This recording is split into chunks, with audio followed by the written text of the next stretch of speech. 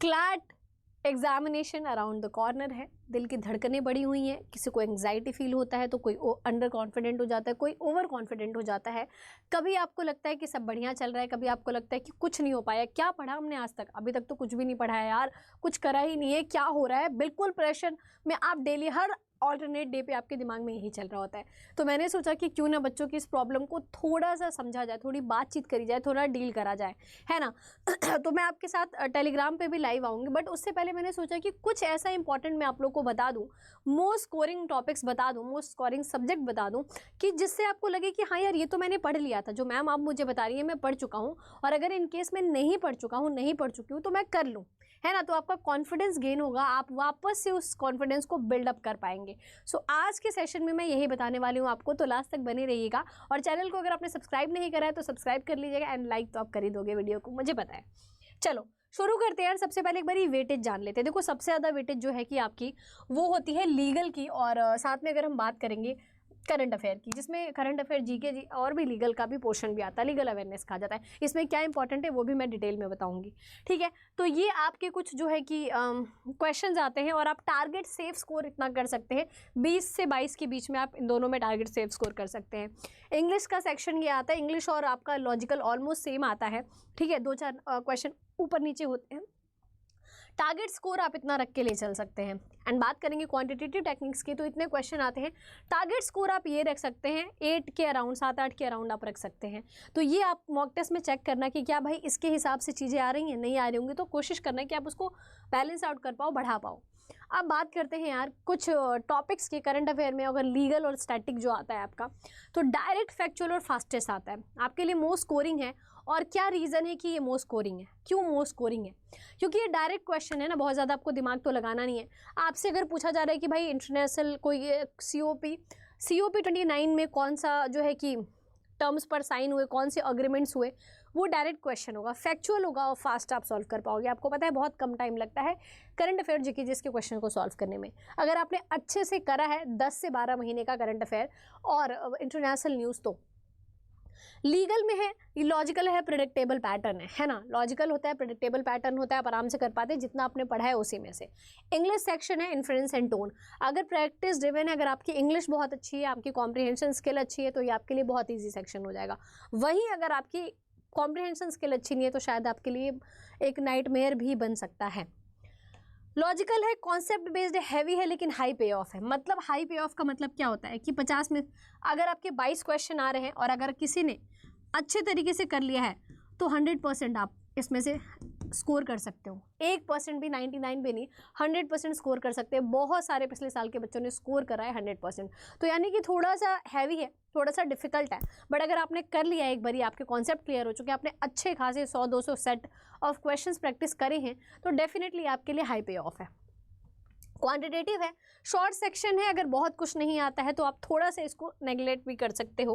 अगर आप बहुत आपके लिए बहुत वैसा है यार कि अरे क्वांट सर दर्द है, आप उसके चक्कर में बाकी किसी चीज़ पर फोकस नहीं कर पा रहे हैं। तो अब बात करते हैं हाई, और हाई रिटर्न है, ट्रिकी है लेकिन हाई रिटर्न टॉपिक है। तो क्या क्वेश्चंस आ सकते हैं आपके? आर्ग्यूमेंट एंड स्ट्रेंथनिंग वीकनिंग बहुत बहुत ज़्यादा इंपॉर्टेंट है भाई। इसको अगर आपने नहीं करा है अभी तक, मैं तो यही सोच रही हूँ कि करा तो डेफिनेटली होगा, नहीं करा है तो उसको कर लेना। Inference and conclusion most important, ठीक है। अजम्पशन, लॉजिकल फैलिसीज है, इसको आप डेफिनेटली करना। Course of action, cause and effect उतना नहीं आता है ठीक है, तो यहाँ आपका फोकस पॉइंट है। और इन तीनों ने, अगर ये तीनों आपने कर लिया, ये मोस्ट स्कोरिंग है, इसको आप इग्नोर कर दो। मैं कह रही हूँ इसको आप इग्नोर ही कर दो, ठीक है, अभी फिलहाल के लिए हटा दो इसको। अब आपको 300 वर्ड आर्ग्यूमेंट टेक्स्ट आएगा, 300 प्लस आएगा, 300 से लेकर के 450 के बीच में। तो आपको क्या करना है, GMAT की क्रिटिकल रीजनिंग, LSAT का करना है, क्लैट के ऑफिशियल पेपर को कम से कम 2 से 3 बार टॉपिक। और मेरी क्लास आप देखो डेली 3 PM पे। अगर आप चाहते हैं, सीरियस इंप्रूवमेंट चाहते हैं, आप बच्चों से आके खुद लाइव क्लास में पूछना कि उन्होंने कितनी ज़्यादा इंप्रूवमेंट करी। जहाँ उनके 4 से 5 नंबर आते थे, वहाँ पे आप फुल स्कोर कर रहे हैं वो लॉजिकल रीजनिंग में, ठीक है। तो वो क्लास आप डेफिनेटली करिए। करंट अफेयर में आपके लिए क्या इंपॉर्टेंट है यार, सारे गवर्नमेंट स्कीम्स जो 2025 में लॉन्च हुए हैं, ठीक है, इंपॉर्टेंट बिल्स हैं, एक्ट्स हैं, जजमेंट्स हैं, नेशनल इंटरनेशनल अफेयर्स हैं, जो कि अगर आप द हिंदू कर रहे होंगे तो ये सब फोकस पॉइंट होगा। इकोनॉमिक इंडाइसेस है, अवार्ड्स हैं, साइंस स्पेस, ये मैं बोल रही हूँ अगर आपको कुछ भी नहीं मिल रहा है ना, सिर्फ इन टॉपिक का आप लास्ट 6 मंथ का वीडियो निकाल लो कि top economic report and indices last 10 month, awards and appointments last 10 month, ऐसे करके वीडियो ढूंढ लो और इसको कर डालो, मुश्किल से 15 दिन में सब हो जाएगा, ठीक है। एंड देन ये आप चीज़ें कर सकते हैं, कर ही रहे होंगे। लीगल में क्या है, कॉन्स्टिट्यूशन लॉ बेसिस पर क्रिमिनल लॉ हो गया, कॉन्ट्रैक्ट एंड टॉर्ट है, लीगल मैगजिम्स हैं, करंट अफेयर है, ये आपको जो है कि लीगल वाली मैम दीक्षा मैम कराती हैं बहुत अच्छे तरीके से। तो ये हाई वेटेज टॉपिक्स हैं, क्या है, हाई वेटेज है और बहुत प्रेडिक्टेबल है। मॉडरेट एंड रिलायबल सेक्शन है आपका। रीडिंग कॉम्प्रिहेंशन बेटा जान है, जान है आपकी क्लैट की, तो आप इसको इग्नोर ही नहीं कर सकते हैं। कॉम्प्रीहेंड करना बहुत ज़रूरी है, जितना ज़्यादा रीड करोगे उतना ज़्यादा अच्छा सेक्शन ये आपका जाएगा, ठीक है। और अगर नहीं बहुत अच्छा है तो कोशिश करिए कि आप ठीक ठाक स्कोर कर पाएँ। ये आपके टॉपिक्स हैं, इसको सबसे ज़्यादा इंपॉर्टेंस देनी है इसको, ठीक है। 3 स्टार बना देती हूँ मैं।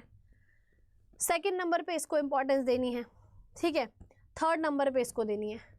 अब अगर ये नहीं भी करोगे ना बेटा, ये नहीं भी करोगे तो चल जाएगा, कोई ऐसी टेंशन की बात नहीं है, ठीक है। क्वांटिटेटिव टेक्निक्स में आप परसेंटेज रेशियो प्रपोर्शन कर लेना, मैं एकदम छोटा सा निकाल के आई हूँ, पूरा सेक्शन नहीं लाई हूँ। एवरेज मिक्सचर, कंपाउंड इंटरेस्ट और ये डेटा इंटरप्रिटेशन के कम से कम आप एग्जाम से पहले 70-80 सेट लगा लो, 70-80 सेट लगा लो। ये आपको जो है कि अतुल सर कराते भी रहते हैं, तो आपका काम चल जाएगा, ठीक है। बहुत ज़्यादा आपको पढ़ने की ज़रूरत ही नहीं है इसमें। तो ये आपके इंपॉर्टेंट टॉपिक्स थे, एक बार चेक कर लेना, क्रॉस वेरीफाई कर लेना, आपने करा होगा और कभी नहीं करा होगा तो कोशिश करना है कि आप इसको डेफिनेटली कर पाएँ।